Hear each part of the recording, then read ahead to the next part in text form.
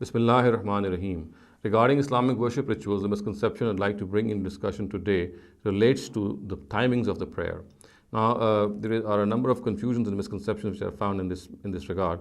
So, therefore, it needs to be understood at the very outset that the names Fajr, Zohar, Asr, Maghrib, and Isha, just as they signify the prayer, they also signify certain times. So Fajr is in fact the name of a time, a specific period of time. Similar is the case with Zohar, Asr, Maghrib and Isha. They all signify certain periods of time.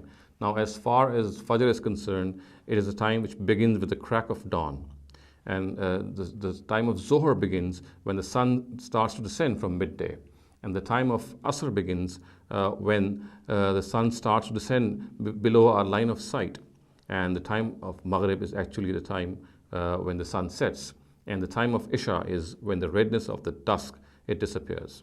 So these are the times of the prayers. In fact, they are the starting times. Now, as far as the time of Fajr is concerned, it remains till sunrise. The time of Zohar remains till Asr. The time of Asr remains till Maghrib. The time of Maghrib remains till Isha.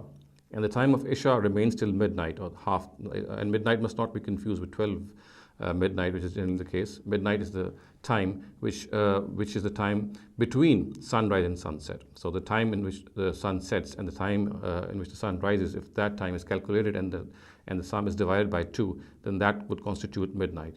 And between midnight and Fajr, we of course have the time for Tahajjud. So these are very clear and distinct timings of the prayer.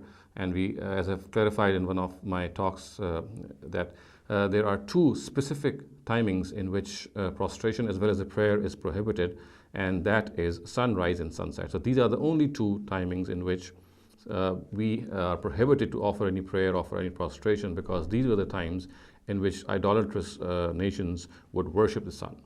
So as far and barring these 2 times are concerned, the prayer can be offered, the nafil prayer can be offered anytime. However, the distinction of course should be made when we are offering specific obligatory prayers of Fajr, Zuhur, Asr, Maghrib and Isha. Then their times have just been described, as I just said. They constitute specific times. The names of the prayers themselves, just as they signify the names of the prayers, they also signify certain specific times, which I have just described. أقول قولي هذا واستغفر الله لي ولكم ولسائر المسلمين والمسلمات.